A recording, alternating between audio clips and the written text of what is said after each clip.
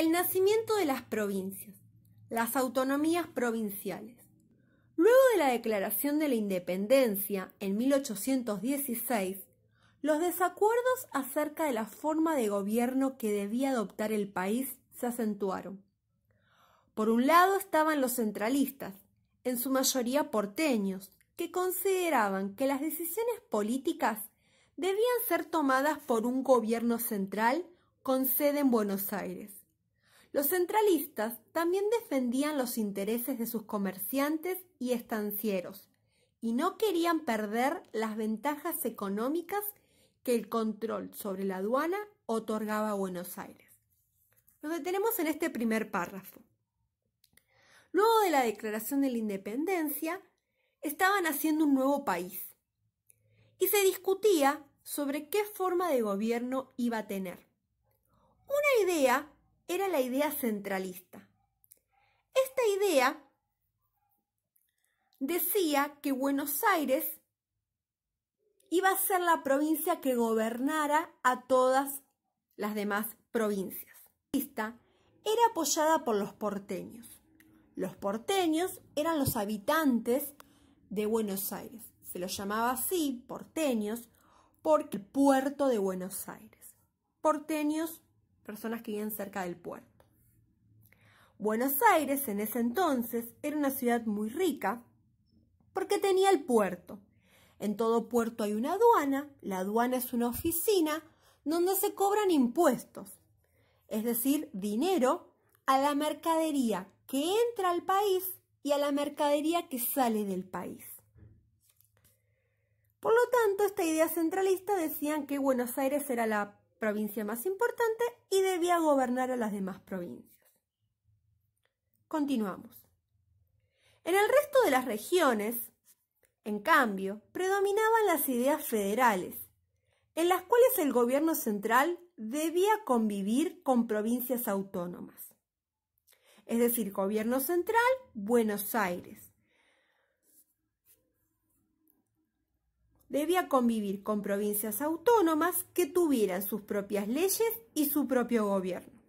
Los federales también defendían los intereses económicos de los productores locales, que se perjudicaban por el ingreso de los productos a través del puerto de Buenos Aires. Por eso reclamaban medidas proteccionistas mediante impuestos y el reparto de los ingresos de la aduana porteña. Contrario a las ideas centralistas estaban las ideas federales. Ellos decían que el gobierno central, siempre que leamos gobierno central estamos haciendo referencia a Buenos Aires, ellos decían que Buenos Aires debía ser igual que las demás provincias. Y cada provincia ser autónoma, es decir, tener sus propias leyes y su propio gobernador. No debía ser mandada por Buenos Aires, sino que cada provincia ser autónoma e independiente. Y ellos decían que Buenos Aires no debía ser más rica, sino que debía repartir su riqueza. Era rica, recordemos, por la aduana. Ellos decían que ese dinero debía ser repartido en partes iguales a todas las provincias. Continuamos. En 1819, el Congreso de las Provincias Unidas, todavía no nos llamábamos Argentina, nos llamábamos Provincias Unidas, promulgó una constitución centralista que casi no reconocía poder alguno a las provincias, ya que sus autoridades eran designadas por el gobierno central. Esta constitución provocó el rechazo de la mayoría de los gobernadores, que defendían la forma federal de gobierno. La fuerte oposición que ejercieron provocó la renuncia del director supremo Juan Martín de Pueyrredón. Su sucesor, José Rondó, apoyó la intervención de los portugueses. Esto generó la reacción de los gobernadores de Entre Ríos y Santa Fe, Francisco Ramírez y Estanislao López, respectivamente, quienes avanzaron sobre Buenos Aires. En febrero de 1820, las fuerzas del litoral vencieron al ejército porteño en la batalla de Cepeda. De inmediato, los vencedores exigieron la disolución, que dejara de existir el Congreso y el Directorio. y declararon las autonomías de las provincias, es decir, provincias independientes no mandadas por Buenos Aires. Los estados provinciales. Tras la caída del directorio en 1820, se fueron constituyendo las 13 provincias que formaron originalmente la Argentina. Cada una de ellas se organizó como un estado autónomo. Esto significa que fijaron sus límites, se organizaron políticamente, eligieron sus legislaturas, designaron a sus gobernadores y dictaron sus propias constituciones. La mayoría optó por reemplazar los antiguos cabildos por juntas o salas de representantes. Esas salas eran poderes legislativos cuyos integrantes eran elegidos tanto por los vecinos de la ciudad como por los habitantes de las zonas rurales.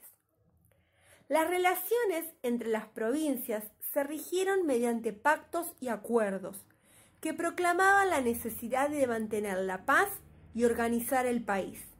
El acuerdo más importante fue el Tratado de Cuadrilátero, firmado en 1822 por los representantes de Buenos Aires, Santa Fe, Entre Ríos y Corrientes.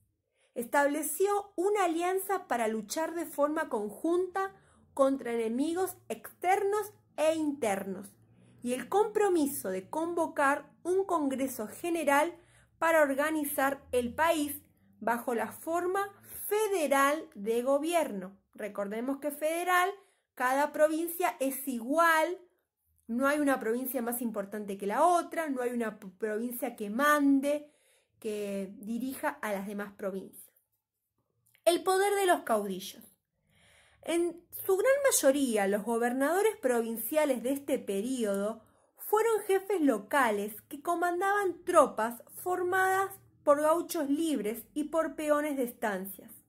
A estos jefes se los conoce como caudillos y a sus tropas como montoneras. Muchos caudillos tuvieron una destacada actuación durante las guerras por la independencia, por lo que tenían experiencia militar. Si bien defendieron las autonomías de sus provincias, no renunciaron a la idea de organizar el país bajo la forma federal de gobierno. Los principales caudillos fueron Francisco Pancho Rapírez, el supremo entrerriano, gobernador de Entre Ríos, entre 1818 y 1821, Estanislao López, gobernador de Santa Fe, entre 1818 y 1838, Juan Bautista Bustos, gobernador de Córdoba, entre 1820 y 1829, Facundo Quiroga, el llamado Tigre de los Llanos, el dirigente más influyente de La Rioja entre 1820 y 1829. Observemos el mapa. El territorio nacional